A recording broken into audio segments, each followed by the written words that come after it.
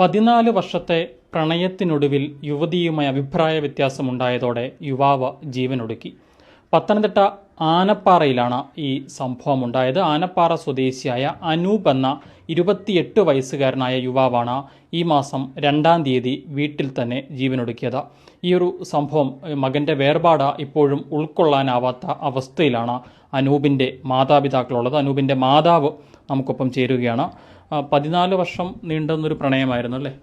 അതെ, 14 വർഷം എന്ന് പറഞ്ഞാൽ 9ാം ക്ലാസ്സിൽ പഠിക്കുന്ന കാലം മുതൽ പിന്നെ ഇവള് പുറകെ വന്ന് എനിക്ക് അനൂപിനെ ഇഷ്ടം. അന്ന് ഒരു അറിവില്ലാത്ത ആ പ്രായത്തിൽ പോലും അവൻ പറഞ്ഞ് നിങ്ങളൊക്കെ ഇച്ചിരി കാശൊക്കെ ഉള്ളവരാ, ഞങ്ങൾ അങ്ങനെ അത്ര നിവൃത്തിയുള്ളവരല്ല, ഞങ്ങൾ ഒരു നേരം ഭക്ഷണം കഴിക്കണമെങ്കിൽ പോലും ഞങ്ങളുടെ അപ്പായും അമ്മയും കൂലിപ്പണി ചെയ്യണം, അതുപോലുള്ളൊരു ജീവിത സാഹചര്യമാണ് ഞങ്ങളുടേത്, അതുകൊണ്ട് അത് ശരിയാവത്തില്ല എന്ന് പറഞ്ഞു.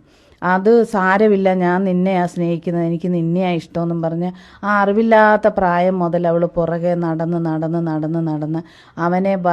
അവൻ്റെ പുറകെ നടന്ന് തന്നെ അവനെ അന്ന് കാലം മുതൽ അവൻ ആ ചെറുപ്രായത്തിൽ ഇവളുടെ ആ വശീകരണത്തിൽ ഇവളെ മനസ്സിൽ പതിപ്പിച്ചു വെച്ചു.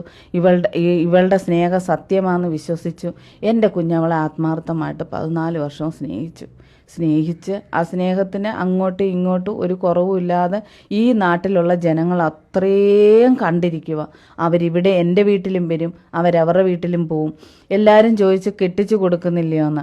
കല്യാണം കഴിച്ച് കൊടുക്കാതിരുന്നത് വേറൊന്നും കൊണ്ടല്ല, അവരോട് ചോദിക്കുമ്പോൾ അവർ പറയുന്നത് കൊച്ചു പഠിക്കുമല്ലയോ, ജോലിയാവട്ടെ എന്ന്. ഇവൻ മോനോട് ചോദിക്കും, മോനെ ഇങ്ങനെ പോയാൽ എങ്ങനെയാ മോനെന്ന് ചോദിക്കും. ഇല്ലമ്മ, അവൾ എൻ്റേതാ, അവർ കെട്ടിച്ചു തന്നില്ലെങ്കിൽ അവൾ ഞാൻ വിളിച്ചാൽ നിമിഷം എൻ്റെ കൂടെ വരുമമ്മ. ആ ഒരു ഉറപ്പ് എൻ്റെ കുഞ്ഞിനും ഉണ്ടായിരുന്നു. അങ്ങനെ ആ സ്നേഹം അങ്ങ് മുന്നോട്ട് പോയിക്കൊണ്ടിരുന്നു. ഈ അവസാന നിമിഷം ഇപ്പോൾ ഒരു 2 വർഷത്തിന് മുന്നേ ഇവള് ജോലി തേടി ദുബൈയിൽ പോയി. അതും എൻ്റെ മോനാ പറഞ്ഞു വിട്ടത്. ഇതിൻ്റെ ഇടയ്ക്ക് ഓരോ ബർത്ത്ഡേ ഗിഫ്റ്റുകൾ കൊടുക്കുന്നത് ഇവൻ എന്നെ കൊണ്ട് ലോൺ എടുപ്പിച്ചിട്ടൊക്കെയാണ് കൊടുക്കുന്നത്. അവനെ സ്വർണ്ണ കൊലുസ്, 40,000 രൂപ വിലയുള്ള പിന്നെ ക്യാമറ, മൊബൈലുകൾ, ചെയിന്, അവളുടെ ചേച്ചിക്ക് കല്യാണത്തിന് വാങ്ങിച്ചു കൊടുത്ത ചെയിന്. എൻ്റെ മോൻ്റെ ജീവൻ പോയി. ഇനി എൻ്റെ മോൻ്റെ 1 രൂപ പോലും അവർ വെച്ചോണ്ടിരിക്കുന്ന എന്തുവാന്ന് പോലും ഞങ്ങൾക്കറിയത്തില്ല. അവൾ ആദ്യ മീഡിയയിൽ വാട്സപ്പിൽ ഇട്ടത് 14 വർഷം അവൻ സ്നേഹിച്ച് എനിക്ക് എന്തെങ്കിലും തന്നിട്ടുണ്ടെങ്കിൽ ഞാനത് ഇതിനകത്ത് എന്താണ് സംഭവിച്ചത്? ഇവരുള്ള അഭിപ്രായ വ്യത്യാസം എങ്ങനെയാണ്? അഭിപ്രായ വ്യത്യാസം എന്ന് പറഞ്ഞാൽ ഇവള് ഗൾഫിൽ പോയി, ഞാൻ പോയി ആദ്യം ജോലി ചെയ്ത് അത് കഴിഞ്ഞ് നിന്നെ ഞാൻ കൊണ്ടുപോവാം, നീയും ജോലി ചെയ്ത് നമുക്ക് 2 പേർക്ക് അവിടെ നിന്ന് ജോലി ചെയ്ത് 2 പേര് നാട്ടിൽ വന്ന് കല്യാണം കഴിക്കാന്നുള്ള ഇവരുടെ ഒരു ധാരണ, 2 പേരുടെ ധാരണയിലാണ് ഇവള് മുന്നേ പോയത്. അപ്പോഴും എൻ്റെ മോന് ശരിക്കും സഹായിച്ചു. അവിടെ ചെന്നിട്ട് സഹായിപ്പിച്ചു ആൾക്കാരെ കൊണ്ട്. ഇവിടുന്ന് 9 മാസത്തോളം ഇവള് ജോലി ഇല്ലാതെ അവിടെ ഇരുന്നു. ഇൻ്റർവ്യൂകൾ കഴിഞ്ഞു. ഈ ഇൻ്റർവ്യൂ കഴിഞ്ഞ് ഇപ്പോൾ ഒരു 7 മാസമായി അവൾക്ക് ജോലി കിട്ടിയിട്ട്. ആ ജോലി കിട്ടുന്ന ആ 1 മാസം വരെയും എൻ്റെ മോനെ മണിക്കൂറോളം ഇവളെ വിളിക്കുമായിരുന്നു. ആ ജോലി കിട്ടിയ 1 മാസം കഴിഞ്ഞ് പിന്നെ ഇങ്ങോട്ടുള്ള മാസങ്ങളിലൊക്കെ ഇവനെ വിളിക്കുന്നത് കുറവായി. പിന്നെ ഇവൻ വിളിക്കുമ്പം ഇവക്ക് ഫോൺ എടുക്കാൻ മടിയായി. അപ്പം ഇവൻ അങ്ങ് വെപ്രാളമാ, ഇവളെന്താ ഫോൺ എടുക്കാത്ത, ഇവളെന്താ സംസാരിക്കാത്ത, അങ്ങനെ ഒരു ടെൻഷൻ കാരണം വന്ന് ആ ഗൾഫിലുള്ള കൂട്ടുകാർ ഇവനെ വിളിച്ച് പറയാൻ തുടങ്ങി, അനൂപ ഇങ്ങനെയൊക്കെയാ കാര്യം, സത്യം എന്തുവാന്നൊന്നും ഞങ്ങൾക്ക് മനസ്സിലാവുന്നില്ല. അപ്പോഴാണ് ഇവൾ ഇൻസ്റ്റാഗ്രാമിൽ ഒരു ഫോട്ടോ ഇട്ടത്. ഇതുപോലൊരു ചെറുപ്പക്കാരൻ്റെ കൂടെ അവൾ കഴിക്കാൻ വേണ്ടി ഒരു റെസ്റ്റോറൻറ്റിൽ വന്ന് ഇരിക്കുന്ന ഫോട്ടോയാണ് അവൾ ഇട്ടത്. അപ്പോൾ ഇതിട്ടപ്പോൾ ഞാൻ എൻ്റെ മോളോട് പറഞ്ഞു, എടി രേഷ്മ, ഇങ്ങനെ അടുത്തൊരുത്തൻ്റെ കൂടെ ഇരിക്കാൻ ഒരു വഴിയില്ല, ഇരുന്നാ മോൻ്റെ കൂടെ ഇരുന്നേ നമ്മൾ കണ്ടിട്ടുള്ളൂ. അപ്പോൾ അവൾ പറഞ്ഞു, അമ്മ എനിക്കറിയത്തില്ല എന്തുവാന്ന്, ഇവൻ എന്തോ പറയുന്നു. അങ്ങനെ ഇങ്ങനെ ഞങ്ങൾ സംസാരിച്ചപ്പോൾ ഇവൻ എന്നെ ഒരു ദിവസം വിളിച്ചിട്ട് പറഞ്ഞു, അമ്മ ഞാൻ ഗൾഫിൽ പോവാ, ദുബായിൽ ജോലി തിരക്കി പോവാ, ഇൻ്റർവ്യൂ ഉണ്ട്, എനിക്കത് കഴിഞ്ഞാൽ ജോലി കിട്ടും, ഞാൻ ജോലി ചെയ്ത് പിന്നെ ഞാൻ ജോലിക്ക് പോവാമ്മ, ഞാൻ പോയിട്ട് വരാമെന്ന് പറഞ്ഞ് അങ്ങനെ 15-ാം തീയതി വൈകുന്നേരം 7 മണിക്കത്തെ ഫ്ലൈറ്റിൽ പോയി. ഇവനൊരു 23 പറയുന്ന പെൺകുട്ടിയുടെ അടുത്തേക്ക് തന്നെയാണ് പോയത്. ആ ദുബൈയിലാ പോയത്. ഈ പെണ്ണിന്റെ അടുത്ത് പോകാൻ വേണ്ടി തന്നെ ഇവൻ പോയത്. പക്ഷെ ഇവന്റെ മനസ്സിൽ വേറെ ഉദ്ദേശമായിരുന്നു. എല്ലാരും ഇങ്ങനെ പറയുന്നല്ലോ, ഇത് സത്യമാണോ, എന്താണ് അവിടെ നടക്കുന്നത്, അവന്റെ കണ്ണുകൊണ്ട് കാണണമായിരുന്നു. അങ്ങനെ ഇവൻ പോയതെന്നാ ഞങ്ങൾ ഇന്ന് അറിയുന്നത് മൊത്തം അങ്ങനെയാ. ഇവൻ അങ്ങനെ അവിടെ പോയി. ഇവൻ എന്നും പിന്നെ ഒരു ഇതിനകത്ത് നിന്ന് ഞങ്ങളെ വിളിക്കും, വീഡിയോ കോൾ, എന്നെ ഇവർ അച്ഛനെയും വിളിക്കും. അപ്പോഴെല്ലാം ഇവൻ ഇവിടുന്ന് പോയ ഒരു സന്തോഷം അവൻ്റെ മുഖത്തില്ല. അങ്ങ് എന്തോ ഒരു വീർത്ത് കെട്ടി കരഞ്ഞ് കരഞ്ഞ് കരഞ്ഞ് വീർത്ത് കെട്ടിയ മുഖം പോലെ ഇവൻ്റെ മുഖം ഇരിക്കുന്നത്. അപ്പം ഞാൻ ചോദിക്കുക, എന്തോ മോനെ നിനക്ക്? അതമ്മ രാത്രി ഉറങ്ങാത്തത് കൊണ്ടാണ്. ഞാൻ ഉറങ്ങും, എപ്പം ഞങ്ങൾ വിളിച്ചാലും ഉറങ്ങുമെന്ന് കരയുന്ന പോലെ പറയും. 24-ാം തീയതി എന്നെ വിളിച്ചിട്ട് പറഞ്ഞു, അമ്മ ഞാൻ നാളെ വരും, എനിക്ക് പറ്റുന്നില്ല അമ്മ എന്ന് പറഞ്ഞു. ഞാൻ പറഞ്ഞു, വേണ്ട മോനെ, നീ എനിക്ക് പറ്റത്തില്ലെങ്കിൽ. എൻ്റെ വിചാരമല്ല എൻ്റെ സാറേ, അവിടുത്തെ തണുപ്പൊന്നും അവന് പിടിക്കുന്നില്ലായിരിക്കും, അതൊക്കെ കൊണ്ടായിരിക്കും എൻ്റെ കുഞ്ഞങ്ങനെ പറയുന്നതെന്ന് ഞാൻ യഥാർത്ഥത്തിൽ അവിടെ എന്തായിരുന്നു പ്രശ്നം? അവിടെ അവൻ പോയി അവൻ ചെന്നിട്ട് ഇവള് പഴയതുപോലെ ഒരു സ്നേഹം കാണിക്കുകയോ ഒന്നും ഇവള് ചെയ്യുന്നില്ല. അപ്പം ഇവൻ ഉറപ്പിച്ച് പറഞ്ഞ് എനിക്ക് നിന്നെ കണ്ടേ പറ്റത്തുള്ളെന്നും പറഞ്ഞ് ഇവള് ഇന്നടുത്ത് വരാൻ പറഞ്ഞ് ഇവൻ അങ്ങനെ അവിടെ പോയി. എൻ്റെ മോൻ സെൽഫിയൊക്കെ എടുത്തു. ആ സെൽഫി ഫോട്ടോയിൽ ഇവൻ്റെ ഫോണിലുണ്ട്. സെൽഫിയൊക്കെ എടുത്ത് ചായ കുടിച്ച് ഇങ്ങനെ സംസാരിച്ചിരുന്നപ്പോൾ ഇവക്ക് ഒരുപാട് വട്ടം ഒരു കോള് വന്നു. ഒരു 10 പ്രാവശ്യം വന്നു. അപ്പോൾ ഇവൾ ഒരു പ്രാവശ്യം എടുത്ത് അതെടുത്തോണ്ട് പോയി അരമണിക്കൂറോളം സംസാരിച്ചിട്ട് വന്നിട്ട് പിന്നെ ആ ഫോണിൽ അതേ കോള് തന്നെ വന്നപ്പോൾ ഇവൻ എടുത്തു ഫോണ്. അവളുടെ ഫോണാ, ഇവൻ എടുത്തിട്ട് ചോദിച്ചു, ആരാന്ന് ചോദിച്ചു. അപ്പോൾ ഇവൻ ചോദിച്ചു, നീ ആരാന്ന് ചോദിച്ചു. അത് ഞാൻ അനൂപ എന്ന് പറഞ്ഞു. നീ എന്തിനാ ഇവിടെ വന്നേ? പിന്നെ 7 മാസം കൊണ്ട് ഞങ്ങൾ രണ്ടുപേരും സ്നേഹത്തിലാണ്, നീയുമായിട്ട് ഒരു ബന്ധമില്ലെന്നാണ് രേഷ്മ പറയുന്നത്. പിന്നെ നീ എന്തിനാ ഇവിടെ? ഞങ്ങളുടെ ഞങ്ങളുടെ സ്നേഹത്തിൽ ഇനി നീ ശല്യമായിട്ട് വരരുത്, നീ പൊക്കോന്ന് പറഞ്ഞു. കാരണം ഇവള് കേട്ടോണ്ടിരിക്കുക എന്ന് വെച്ചാൽ ഇവളുടെ സമ്മതത്തോടെയാണ് ഇവൻ പറയുന്നതെന്നുള്ളത് എൻ്റെ മോന് ബോധ്യമായി. അവിടെ എൻ്റെ മോൻ തകർന്നു. അപ്പം എൻ്റെ മോൻ അവിടെ പ്രതികരിച്ചത്, നീ 7 മാസം കൊണ്ടല്ലേ സ്നേഹിച്ചുള്ളൂ, ഞാൻ 14 വർഷം സ്നേഹിച്ചവനാ, നിനക്ക് ഞാൻ തെളിവ് തരാന്നും പറഞ്ഞ് അവൻ എന്തോ അവനെ കാണിച്ചിട്ടുണ്ട്. ഇതിനുശേഷം അനൂപ് അടുത്ത ദിവസം നാട്ടിലേക്ക് വന്നല്ലേ? അതിന്റെ പിറ്റേന്ന് തന്നെ അന്ന് അവന് ടിക്കറ്റ് കിട്ടിയില്ല. എന്നെ വിളിച്ച് പറഞ്ഞ് 24-ാം തീയതി 25-ാം തീയതി വരുമെന്ന്. അന്ന് ടിക്കറ്റ് കിട്ടിയില്ല അവന്. 26-ാം തീയതി രാവിലെ വെളുപ്പിനെയാണ് അവന് ഫ്ലൈറ്റിന് ടിക്കറ്റ് കിട്ടിയത്. അപ്പോൾ അവൻ രാവിലെ ഇവിടെ എത്തി. അവൻ എത്ര മണിക്ക് കിട്ടിയെന്നുള്ളത് എനിക്ക് കറക്റ്റ് മനസ്സിലായി. രാവിലെ ഇവിടെ എത്തിയവൻ ആകെ തകർന്നിരിക്കുമായിരുന്നു. ആഹാരമൊക്കെ കഴിച്ചിട്ട് ദിവസങ്ങളായതുപോലുള്ള ഒരു മാനസികാവസ്ഥ ഒക്കെ ആയിരുന്നു അവന്. അവള് വന്നിട്ടും ഇവിടെ എൻ്റെ മോൻ എല്ലാം ഉപേക്ഷിച്ച് അവിടുന്ന് തിരിച്ച് എൻ്റെ വീട്ടിൽ വന്നിട്ടും ഇവൾ എൻ്റെ മോനെ ടോർച്ചർ ചെയ്തുകൊണ്ടിരിക്കുമായിരുന്നു. കാരണം ഇവക്കറിയാമായിരുന്നു ഇവൻ ജീവിച്ചിരുന്നാൽ ഇവനെന്നല്ല, ഈ അക്ഷയ് എന്ന് പറയുന്ന ചെറുപ്പക്കാരനെന്നല്ല, ഒരു ചെറുപ്പക്കാരൻ്റെ കൂടെയും ഇവൻ ജീവിക്കാൻ വിടത്തില്ലെന്നുള്ളത് ഇവക്ക് മനസ്സിലായി. കാരണം അവൻ 14 വർഷം സ്നേഹിച്ചവനാ. അവൻ്റെ മുഖത്ത് നോക്കി അവൻ പറയുക, ഞാൻ 7 മാസം കൊണ്ട് ഞാനും ഇവള് സ്നേഹത്തില്ല, നീയുമായിട്ട് ഒരു ബന്ധമില്ലെന്നാ ഇവൾ എന്നോട് പറഞ്ഞതെന്ന്. അത് കേട്ട് അവൻ തകർന്നുപോയി. ഇവിടെ വന്നിട്ടും എൻ്റെ മോളെ വിളിച്ചിട്ട് പറഞ്ഞു, നിന്റെ ആങ്ങളെ ചാവാൻ പോവാന്ന് എന്നെ ഭീഷണിപ്പെടുത്തുക. ഞാൻ അവനോട് പറഞ്ഞിട്ടുണ്ട് ഒന്ന് ചത്ത് കാണിക്കാൻ. എന്നെ ഭീഷണിപ്പെടുത്തേണ്ട ആവശ്യമില്ല, എന്നെ ഭീഷണിപ്പെടുത്തുന്ന സമയം കൊണ്ട് അവനൊന്ന് ചത്ത് കാണിക്കട്ടെന്നാ ഇവൾ എൻ്റെ മോളോട് മെസ്സേജ് വിട്ടത്. അതിനുശേഷം ഈ അനൂപ് ജീവനൊടുക്കുകയും ചെയ്തു. അതിനുശേഷം അതിന്റെ പിറ്റേന്ന് അന്ന് ഞാൻ 2-3 വട്ടം ഈ മുറിയുടെ ഒരു പ്രാവശ്യം വാതിൽ തട്ടിയപ്പോൾ ഇവൻ കിടക്കുക. അപ്പം ഇവൻ എന്തിനോട് ചോദിച്ചു, എന്തോ അമ്മ എന്ന്. അപ്പം ഞാൻ പറഞ്ഞു, മോനെ ചോറും കറിയും വെച്ചേക്കെന്ന് വന്ന് കഴിക്കുന്നു. മോനെ വേണ്ട അമ്മ, എനിക്ക് വിശപ്പില്ലെന്ന് പറഞ്ഞു. കുറച്ച് കഴിഞ്ഞപ്പോൾ എൻ്റെ മോള് പിന്നെയും വിളിക്കും, അമ്മ പോയി നോക്കി, ഇവൾ എനിക്ക് സമാധാനം തരുന്നില്ലെന്ന്. ആരാ? ഈ രേഷ്മ ഗൾഫിൽ നിന്ന് എൻ്റെ മോക്ക് മെസ്സേജ് വിട്ടുകൊണ്ടിരിക്കുക. അതിലെ കൂടെ ഞാൻ പോയി ആ കതവ് തുറന്നു നോക്കിയപ്പോഴും ഇവൻ കിടക്കുക. അപ്പം ഇവൻ പറഞ്ഞു, അമ്മ ഞാൻ വന്നപ്പോഴേ അമ്മ അടുത്ത് പറഞ്ഞു, അവളുമായിട്ട് നമുക്കിനി ഒരു ബന്ധവും ഇല്ല, അവൾ എന്നെ ചതിച്ചമ്മ. ഇവിടെ വന്നിട്ട് എന്നോട് പറഞ്ഞതാ, അവൾ എന്നെ ചതിച്ച്, പഴയ രേഷ്മ അല്ല, അവൾ എന്നെ ചതിച്ചമ്മ. ഈ 14 വർഷം ഞാൻ അവളെന്നും പറഞ്ഞ് എൻ്റെ കുടുംബത്തിനെ മൊത്തം വെറുത്ത് ഞാൻ അവളെ സ്നേഹിച്ചപ്പം അവൾ എൻ്റെ മുഖത്ത് നോക്കി പറയുക, എനിക്ക് നിന്നെ വേണ്ടാന്ന്, നീ പോയി ചാവെന്ന് പറയുക. അവള് എന്നോട് എൻ്റെ മോൻ പറഞ്ഞതാ. എൻ്റെ മോൻ പറയാം, അവള് പറയുക അമ്മ പോയി ചാകാന്. ആ ഒരു ചോദ്യത്തിന് അവൻ ഇവിടെ വന്നിട്ട് അവളോട് പറഞ്ഞ്, ഞാൻ നിനക്ക് ചത്ത് തന്നേക്കാന്ന് ഇവൻ പറഞ്ഞെന്നാ അവള് പറയുന്നത്. ഇവൻ അങ്ങനെ പറഞ്ഞിട്ടുണ്ടോ എന്നുള്ള എന്നോട് പറഞ്ഞു. അമ്മ അവളിങ്ങനെ പറഞ്ഞു, അമ്മ അവള് പറയുക നീ പോയി ചാവാനാ പറയുന്നതെന്ന്. ഇതിന് ശേഷം അനൂപ് സ്വന്തം വീട്ടിൽ തന്നെ ജീവനൊടുക്കുന്നു. പക്ഷേ അതിനുശേഷം എന്തെങ്കിലും ആത്മഹത്യാക്കുറിപ്പോ അങ്ങനെ എന്തെങ്കിലും? ഒന്നും ഒരിതും ആകെ തെളിവെന്ന് പറഞ്ഞാൽ എൻ്റെ മോളോട് ഇവള് വിളിച്ചു പറഞ്ഞു അവൻ ആത്മഹത്യ ചെയ്യാൻ പോവാ, പിന്നെ എന്നെ ഭീഷണിപ്പെടുത്തുക. അപ്പം ഇവള് പറഞ്ഞു, നിന്നെ ഭീഷണിപ്പെടുത്താൻ നീ എന്താ അവനെ വേണ്ടാന്ന് പറഞ്ഞോ? അത് പിന്നെ അങ്ങനൊന്നും ഞാൻ പറഞ്ഞിട്ടില്ല. അങ്ങനല്ല കാര്യങ്ങൾ. അത് കാര്യങ്ങളൊന്നും എനിക്ക് ചേച്ചിയോട് ഇപ്പം പറയാൻ പറ്റത്തില്ല, ഞാനൊരു സമയം കിട്ടുമ്പോൾ പറയാം എന്നിവള് പറഞ്ഞു. അപ്പം ഇവരുടെ തമ്മിലുള്ള സ്നേഹത്തിൻ്റെ ആഴം എൻ്റെ മോക്കറിയാം.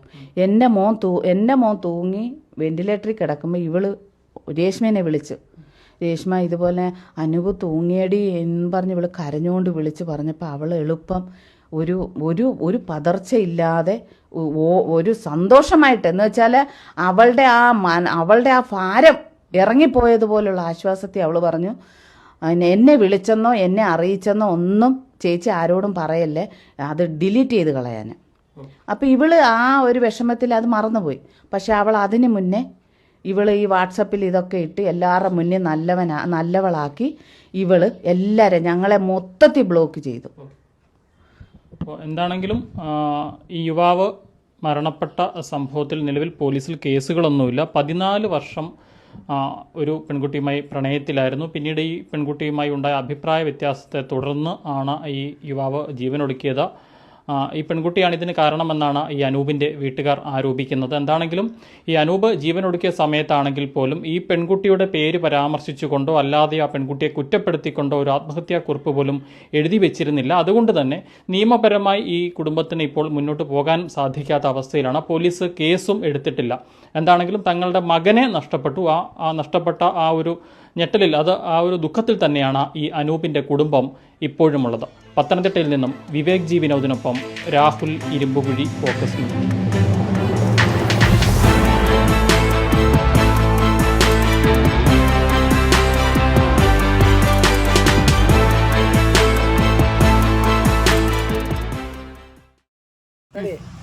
வணக்கம் தோழர்களே, ஏழை மக்களின் யூடியூப் சேனல் சப்ஸ்கிரைப் பண்ணுங்க, லைக் பண்ணுங்க, ஷேர் பண்ணிக்கங்க.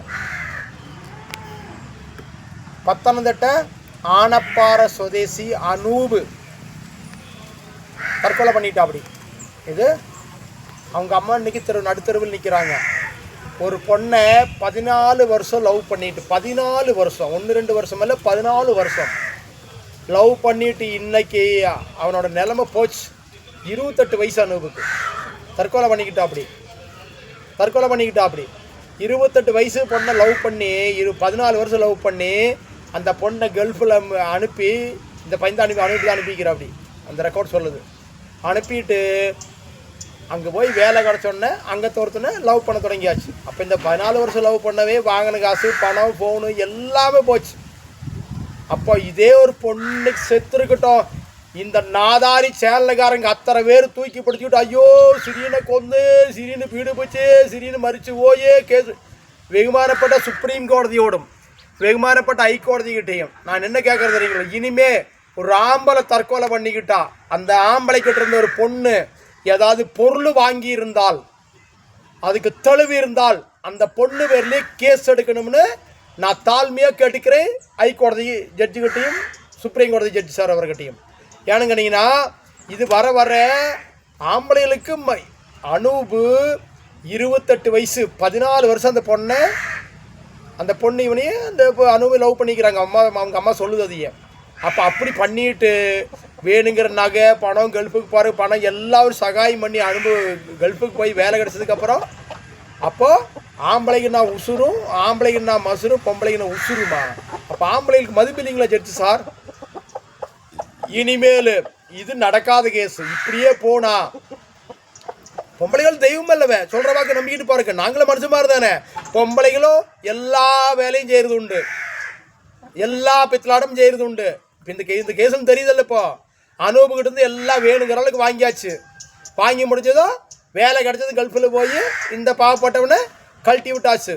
சாரோன்னு சேம் கேஸ் தான் இதுவும். இப்போ என்ன அதில் மருந்து கொடுத்து கொண்டாங்க இவர் அந்த பையன் அனூபு ஆத்மஹத்தி செஞ்சுட்டா. அப்படி ஏன்னு கேட்டிங்கன்னா இதே ஒரு பொண்ணு செத்துருக்கிட்டு இன்னைக்கு அடாடாடா இந்த இந்தியாவில் இருக்கிற அத்தனை கேரளா இருக்கிற நாதாரி சேனல் எல்லாமே ஒருத்தரை விடா பிடிச்சிட்டு போயிருப்பா. எந்த ஸ்ரீனு பேட்டு போச்சு, ஸ்ரீனு தூக்கி கொண்டு ஸ்ரீ போய் படிப்புக்காரியானு ஜோலிக்காரியானு குடும்பம் போய் கொந்தம் போய் கொடச்சக்கரம் போயன்ட்டு இன்னைக்கு அனுபவ சத்தவாது வெளியே எந்த வார்த்தையும் வரல. ஏதோ ஒரு பாப்பாட்ட யூடியூபரை போய் அன்னிசிக்கிறார் போல் இருக்குது. எது அப்போ ஆம்பளை செத்தா எந்த நாதாரியும் பேச மாட்டேங்கிற. ஆம்பளைகளை சப்பைகளை மொன்னைகளை பேசுங்க ஐயா.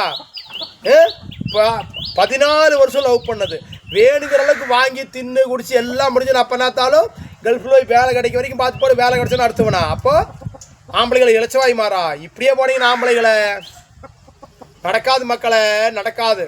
ஆம்பளை செத்தா ஒரு பொம்பளை சாகட்டும் எல்லா பொம்பளைகளும் வரிஞ்சு கட்டிட்டு வந்து நிற்குவாங்க அங்கே. ஐயோ சிறுன்னு போட்டு போச்சு கொன்று மறிச்சு போய் ஐயோ சிரியானு படிப்பானு ஜோலிக்காரியானு அப்புறம் என்னது படிப்புக்காரியானு என்ன. அன்றைக்கி ஒரு பொம்பளை சத்துக்கு ஒரு பொம்பளை சொல்லுது எந்த 15 ஃபாலோவர்ஸ் உள்ள யூடியூப்பரான 15 ஃபாலோவர்ஸ்னா நீங்கள் எப்படி யூடியூப்பர் ஃபாலோவர்ஸ் உண்டாக்குறீங்கன்னு எங்களுக்கு தெரியும். நாங்கள் ஒன்றும் கூடமா இல்லை, நான் யூடியூப்பில் பார்க்கத்தானே செய்கிறேன். அடுத்த வீடியோவில் அது பேசலாம். அப்போ அதை பற்றி பேச வேண்டாதில்லை. இப்போ அப்போ இன்னைக்கு அந்த அனூபு சத்ததுக்கு அந்த பொண்ணு பேரில் கேஸ் எடுக்கணும்னு தாழ்மையாக கேட்டுக்கிறேன். அதே மாதிரி நீங்கள் போயம்மா அந்த பொண்ணு பேரில் கேஸ் கொடுங்க. கேஸ் கொடுத்தே தீரணும். உங்கள் மகனோட சாவுக்கு நீங்கள் நீதி காணணும். இது ஏழை மக்களுங்கிற யூடியூப் சேனல் சார்பாக உங்களுக்கு கோரிக்கையாக வைக்கிறேன். இது இனிமேல் ஆம்பளைகள்லாம் வாய் திறக்காமல் இருந்தீங்கன்னா செத்து சுடுகாடே போயிடுவீங்க ஐயா. நல்லா தெரிஞ்சுங்க. பின்ன விமானப்பட்ட சுப்ரீம் கோடதி ஹைகோடதியிட்டையும் இந்த தமிழ் வழக்கப்படி ஒருவனுக்கு ஒருத்தி என்று தான் சட்டம் சொல்லுகிறது. இந்தியா சட்டம் அப்படின்னு சமிக்கணும் ஜட்ஜ் சார் அவர்களே. ஒருவனுக்கு ஒருத்தின்னு தான் நாங்கள் வாழ்ந்துட்டு இருக்கிறோம். அதே மாதிரி சட்டத்தை கொண்டு வரணும்னு தாழ்மையாக கேட்டுக்கிறேன். அப்போ ஒரு பொம்பளை இஷ்டப்பட்டால் யாரு கூட வேணாலும் போய்க்கலாம். அப்போ ஆம்பளைக்கு போய்க்கலாம். அப்போ அந்த குழந்தைய என்ன பண்ணுறது? அப்போ குழந்தைய ஒரு காரியம் பண்ணுங்க. குழந்தை கவர்மெண்ட் ஏற்று எடுத்துங்க. சட்டம் போடு கோடதி ஏற்று எடுத்துக்கணும். எது ஒரு பொம்பளை யாரு கூட போய்க்கலாம் சட்டம் போட்டுருக்கிறீங்க கோடதி. அப்போ ஒரு ஆம்பளையும் போகலான்னு சொல்லி அது சட்டத்தை வருவலைங்க. அப்போ இந்த குழந்தைய கவர்மெண்ட் ஏற்று எடுத்துங்க. சட்டம் போட்டால் கோடதி ஏற்று எடுத்துக்கணும். கோடதியில் ஆம்பளைக்கு எங்கே நீதி கிடைக்குது? நீதி என்ன நீதி கிடைக்குது? அன்றைக்கி ஒரு கேஸில் பார்த்து ஒருத்தர் 8 வருஷம் ஜெயில் சிச்சை முடிஞ்சு வெளியே வந்து அவர் குற்றவாளியில் நிரூபிச்சார். 8 வருஷம் ஜீவிதம் போச்சா? ஜீவிதம் போச்சா அவருக்கு? என்ன நிலைமை தான் அவருக்கும். அதாவது பொம்பளை வாயில் சொன்னால் போதும். போடான கேஸு, கொலை கொற்ற கேஸு, அந்த கேஸு, இந்த கேஸு.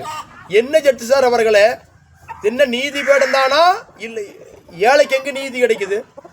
ஆம்பளைக்கு எங்கே நீதி கிடைக்குது? என்ன நீதி கிடைச்சிருக்குன்னு சொல்கிறீங்க ஜட்ஜு சார் அவர்களே? நீ கோடதி அவமானன்னு சொன்னாலும் சரி, அது எனக்கு சங்கடம் இல்லை ஜட்ஜு சார் அவர்களே. ஆம்பளைக்கு எங்கே நீதி கிடைக்குது ஜட்ஜு சார்? வாய் திறந்தா பொய் கேஸு, பிடற கேஸு, ரேப் கேஸு. வாய் திறந்தா பொய் பித்தலாட்டம்.